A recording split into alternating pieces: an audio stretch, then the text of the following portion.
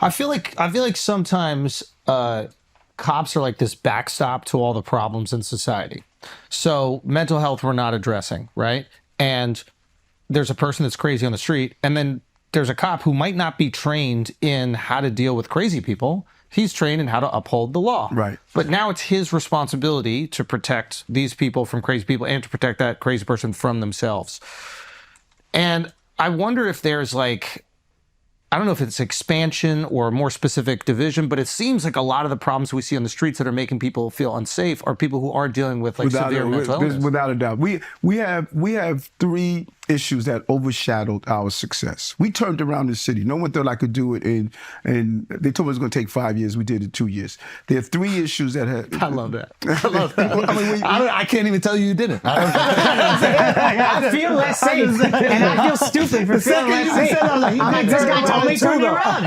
There's no more rats. The rats are gone. Got all the rats out of here. Well, they're indicators. They're indicators of a success of a city. Yeah. And so you look at the financial, we have more jobs in New York in the city's history, more small businesses in the city's history, double digits decrease in homicides, shootings, the 7 major crime categories, 4th largest tourism in the city history, build more affordable housing in year 1 and year 2, individual years in the city's history, move more people out of homelessness into permanent homes.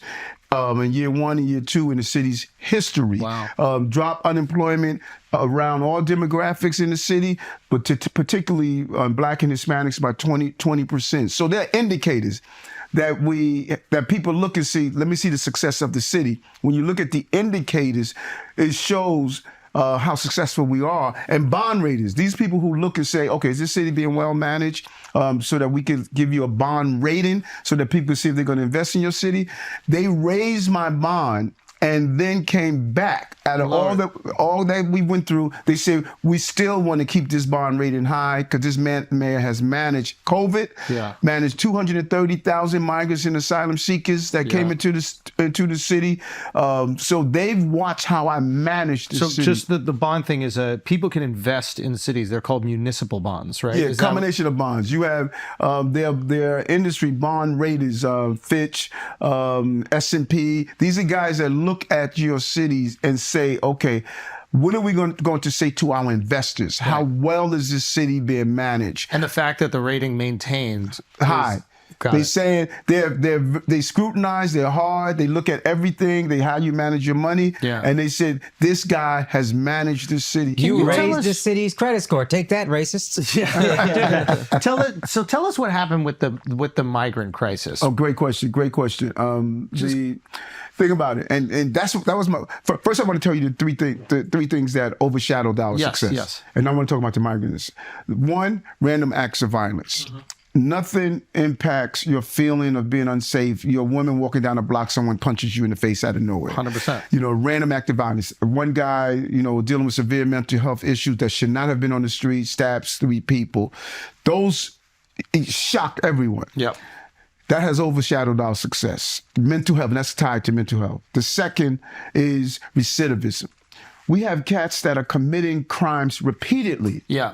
Repeatedly. They made up their mind. We have 575 people they made up their mind. They don't break the law. You put them in jail. You know what I'm saying? No, I'm committed to this.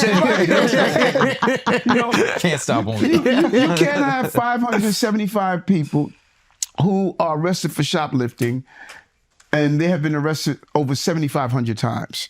36 people who have assaulted people in the subway system have been arrested over 1,600 times.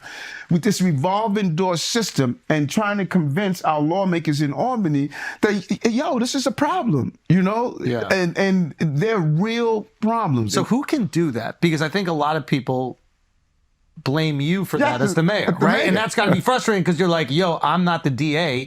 Right. You guys elected the DA. Right. It's not like you even placed him there, right? No. So who decides? The judges have to get on board, but there was a great deal of reform passed in Albany that conceptually, it was a great idea. What was the concept? That was when you hear bail reform, discovery reform, raise the age reform. There's a lot of reform because we don't want a heavy-handed criminal justice system when everyone is being locked up for no matter You what want to they give do. people an opportunity to have a life after making a mistake. Exactly. But if they're repeat people, like you said, they're committed to that. And that's what we're trying to show them, that, listen, the data is showing these reforms you did in 2019 is having a negative impact on public safety, and it has been very centered on people who commit crimes. Hey, but what about the people who are the victims of these crimes? We have to start talking about those who are victims of these crimes. So what would your solution be? Because 3 strikes doesn't seem that fair either. So what would your solution be? It's not so much saying 3 strikes, 2 strikes. The judges must use a determination. Are you? Is it a danger releasing you? Right. Is it a danger releasing you? Judge has to make that call. Is it a danger releasing you, putting you back in society? Yeah. If you're arrested in a short period of time for repeated burglary, you making up your mind, listen, you can let me out as much as you want. I'm going to continue to do the crime. We have to prioritize law-abiding citizens over the ones that are breaking the law. The safety thereof. And that's what we don't do. Yeah, and I get the idea, like you said, like the idea was good. Like you don't want too heavy-handed a justice system where these people make mistakes and then they don't have opportunity in their life thereafter. Like as you said, like as a young kid, you did some silly shit. I know I did some silly shit. We all did. We did. Right. We're not gonna talk about it, but we can. But yeah, the problem with that, a lot of people were doing like petty crimes and they didn't have money to bond out, so they would just sit in jail for until. So they're trying to solve that problem, and that's why. And I'm a big believer in non-violent crimes. If you what do you mean you're a believer in it? I'm a believer that we should not be being heavy-handed. Now, with the nonviolent crimes. Yeah. Now, what we want to do is, hey, you have a drug problem, you're going into Rite Aid over and over again, and you're doing shoplifting. Yeah. Listen, we're going to give you a pathway to deal with that drug issue, you know. So we don't want to be heavy-handed. And those are the alternative to incarceration, to give people the support they need. Because a lot of people think, okay, well, shoplifting is a victimless crime. That's not true. No, if that Rite Aid closed down, Ms. Jones now has to get on the bus and go to get a drugstore that's, you know, a mile away from her now.